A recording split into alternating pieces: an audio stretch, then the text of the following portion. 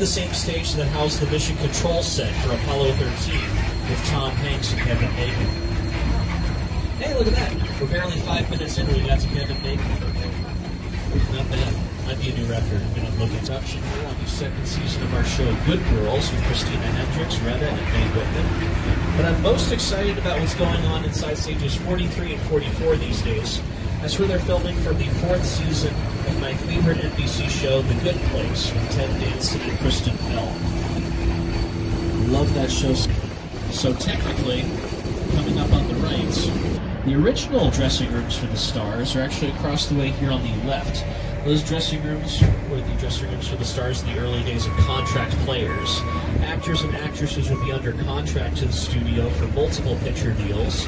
They'd have an entire bungalow all to themselves, but now they act as offices for our top writers, producers, and directors. So you might see some big names attached to the parking spaces outside. I won't be able to point any out. I don't want to get in trouble. Not like last time. But I can't stop you from looking, so happy hunting. As you look around, you'll also notice that all the bungalows are numbered.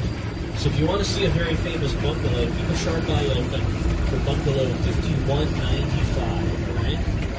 Bungalow 5195. That bungalow has a very famous profile here outside of it. Both the profile and the bungalow itself once belonged to the master of terror and suspense, the one, the only, Sir Alfred Hitchcock. The director of Psycho, Rear Window, The Birds, Vertigo, and many other classic thrillers. Just past the bungalows, you'll see stage 22, where they filmed for Will and Grace with Deborah Messing, Eric McCormick, Sean Hayes, and Megan Mullally. What borrowed their stage as well as the Neighborhood 23 for their newest season was America's Got Talent, hosted by Terry Crews. They borrowed both stages while Will and Grace was on production break.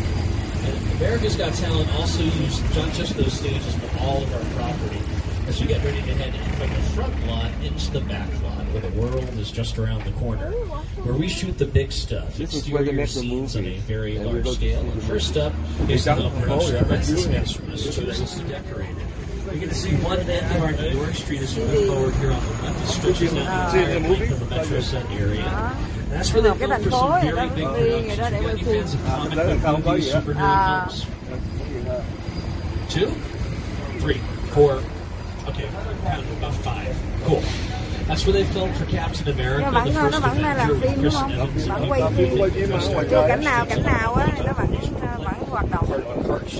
It's also another Marvel superhero to fight his way out of They still thought he was a dangerous vigilante, the Amazing Spider-Man, played by Andrew Garfield. It's really tough to shoot your webs and handcuffs, so he had to fight his way out. So, he did. Perfectly captures the rest of the styling of the set directly across the street here on the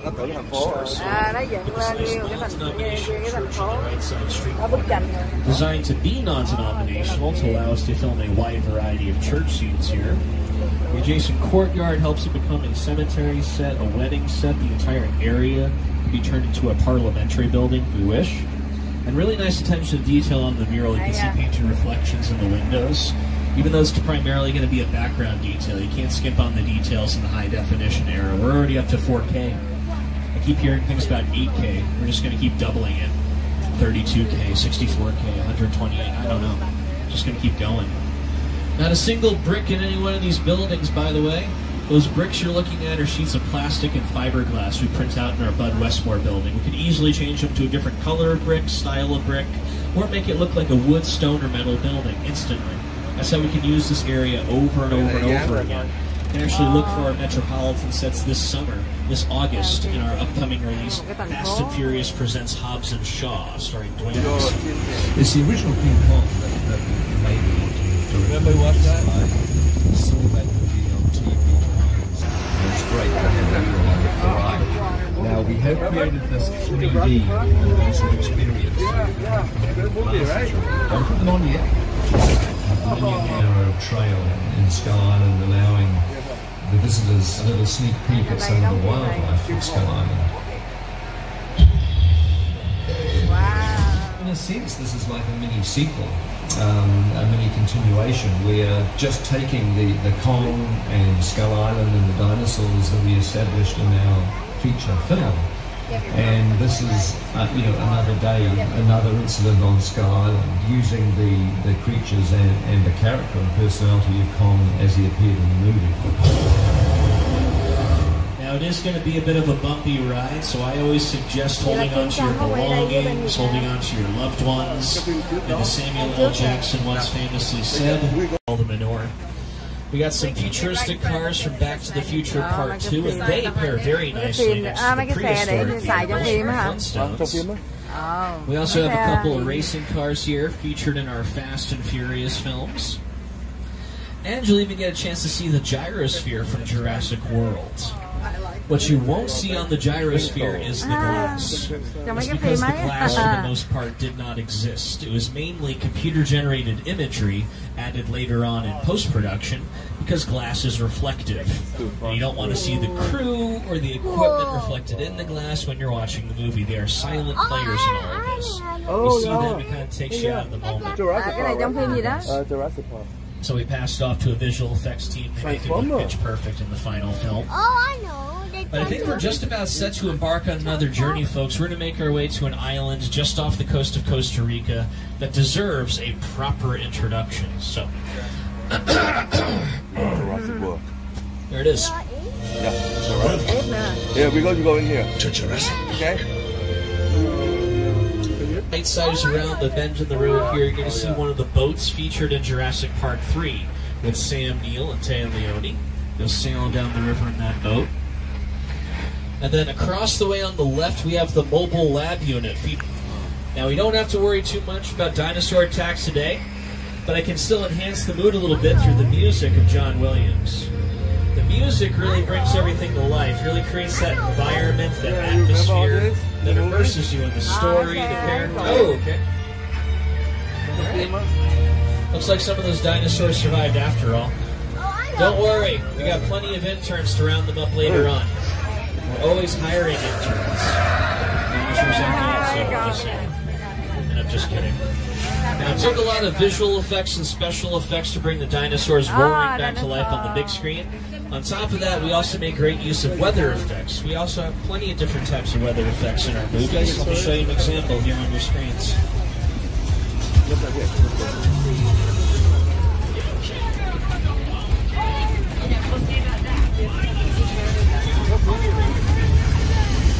Stunt double, more likely. Now they have been doing some filming in this area recently. You'll see it's still blocked off.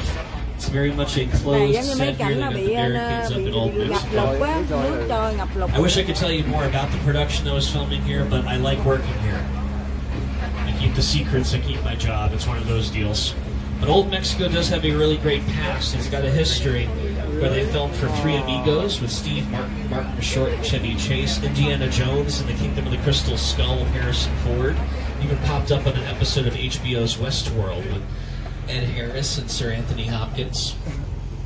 Looks like they're doing some touch-ups right there on that roof. Off is 6 interconnecting Western street sets. That meant in the early days of silent film, they could film 6 different westerns at the same time. Never had to worry about sound carrying over onto another production. The book for 6 points this July in one of my most anticipated movies of the year, the 9th film from Quentin Tarantino, Once Upon a Time in Hollywood, starring Leonardo DiCaprio, Brad Pitt, Margot Robbie, and pretty much everyone else in Hollywood. It's a big cast, I'm really looking forward to it. Now, we're about midway through our tour experience, guys. We are getting close to some active filming just around the corner here. They're doing some work on the Hallmark Channel show Home and Family, hosted by Cameron Matheson and Debbie Matenopoulos. I don't want to...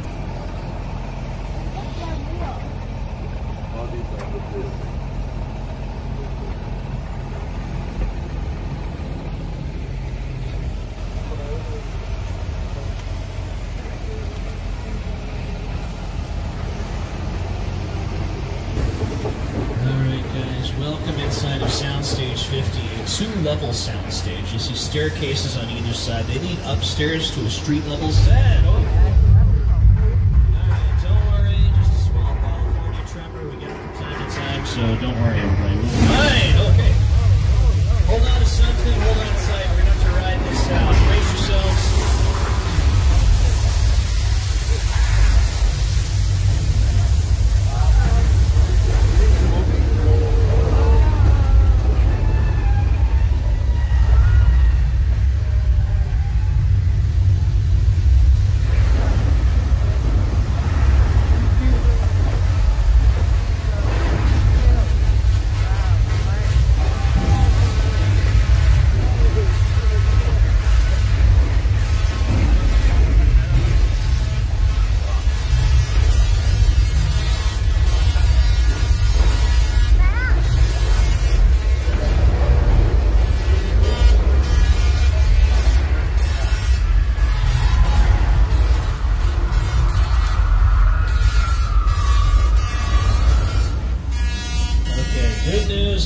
the earthquake has stopped. Oh, hang on. Bad news. It looks like the water mains are broken.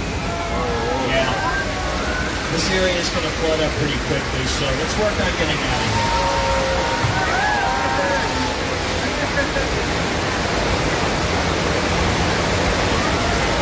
Congratulations, guys. You just survived earthquake with big one. It's an effect that was actually once used on an episode of Bones with David Boreanaz in an edition of.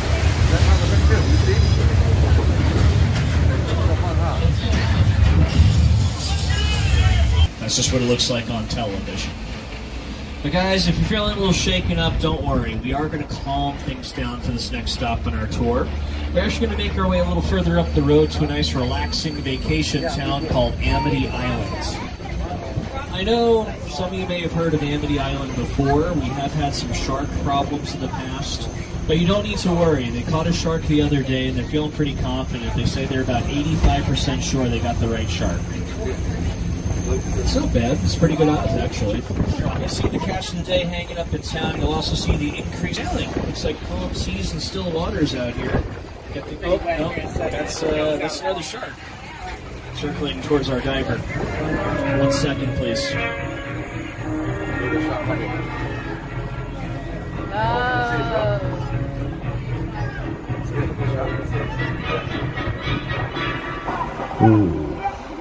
Well, you had a lot of guts to be out there, ladies and gentlemen. And there they are. It's gross. We should be fine as long as everyone remains seated and we stay out of the water. People go on the tram goes in the water, sharks in the water, so we're going to play it safe right here behind these flammable tanks of gasoline. Much safer right here. I have a theory that maybe we can explore together. We're seeing a chain reaction start to form back there. All we need now is just a little air. My theory goes that sharks don't like fire. Fire doesn't mix well with water. Sharks live in water. It tracks in a weird sort of way.